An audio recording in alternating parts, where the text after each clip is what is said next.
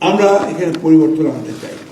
আমি একটি কথা আপনাদেরকে বলবো, কোনো জাতি কিন্তু আপনারা অপরের সাহায্যে উঠতে পারে না, কোনো মানুষও কিন্তু অপরের সাহায্য নিয়ে উপরে উঠতে পারবে না। তার নিজের দুই পায়ে তাকে দাঁড়াতে হবে এবং তার গ্রামকে তাকে নিজেকেই সুন্দর করে গড়ে তুলতে হবে, তাই না?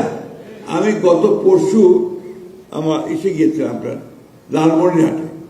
লালমনিরহাটে একজন খুব কর্মী পুরুষ আছেন, তার নাম হচ্ছে আপনার আসাদুল হাবিব দুলু, অনেকের নাম শুনছেন আপনারা, মন্ত্রী তিনি একজন। তার কাজ হচ্ছে মানুষকে সংগঠিত করা। আমি দেখে অভিভূত হয়েছি।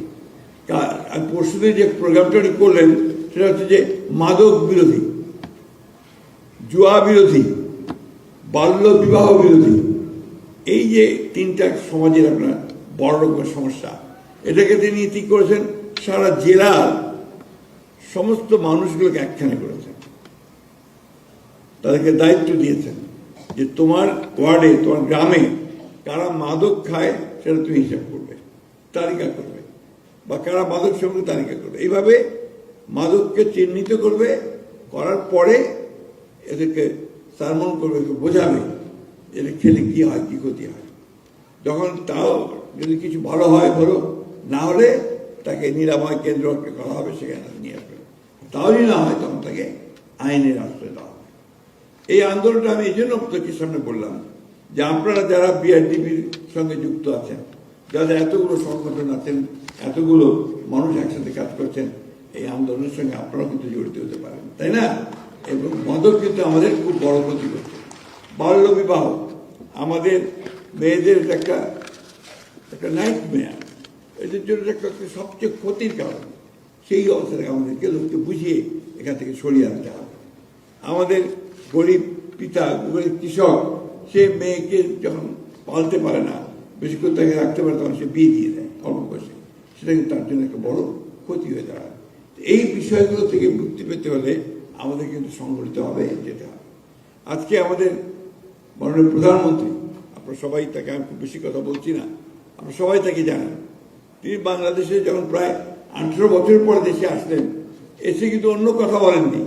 প্রথমেই বলছে যে আমার কিন্তু একটা পরিকল্পনা আছে, সেই পরিকল্পনা কি, বাংলাদেশকে উন্নত করতে চাই। তার জন্য তিনি কতগুলো কাজ শুরু করছেন, যেটা আপনাদের সঙ্গে এখানে কাজের সঙ্গে মিলবে। একটা শুরু করেছেন ফ্যামিলি কার্ড, যে একটা পরিবারের প্রধান যে মহিলা, তাকে আমি একটা কার্ড দেব, সেই কার্ডটা দিয়ে তিনি এখন বর্তমানে 2,500 টাকা পাবেন, আর সেই সঙ্গে তিনি বিভিন্ন জায়গায় এটা সুবিধা পাবেন। That will empower that woman, ওই মহিলাকে থেকে ক্ষমতা দেওয়া হবে। তার যেটা কিছুক্ষণ আগে আমাদের ওই যে বোন বলে গেলেন, যে যদি বাড়ির মহিলা যদি আপনার আয় করে, তার তার সম্মান বাড়ে, স্বামীর কাছেও বাড়ে, শাশুড়ির কাছেও বাড়ে, তাই না? এই জিনিসটা খুব ইম্পর্টেন্ট। কিন্তু আমরা কতটা বুঝি এটা আমি জানি না, কিন্তু এটা খুবই জরুরি আমাদের। আপনি খেয়াল করে দেখবেন যে দেশনেত্রী বেগম খালেদা জিয়া নারীর শিক্ষার ব্যাপারে যখন আন্দোলন শুরু করলেন, তারপরে দেখবেন এখন কি দেখাচ্ছে যে মেয়েরাই রেজাল্ট সবচেয়ে ভালো করে, তাই না? মেয়েরাই আপনার পরীক্ষায়, এইচএসসি পরীক্ষাতে সবচেয়ে বেশি পাস করছে কারা? মেয়েরা। এইচএসসি পাস করছে কারা? মেয়েরা। ভালো রেজাল্ট করছে কারা? মেয়েরা। এটা ওই যে উনি আন্দোলনটা শুরু করেছিলেন, সেই আন্দোলনের পর আমরা এখন দেখতে পাই।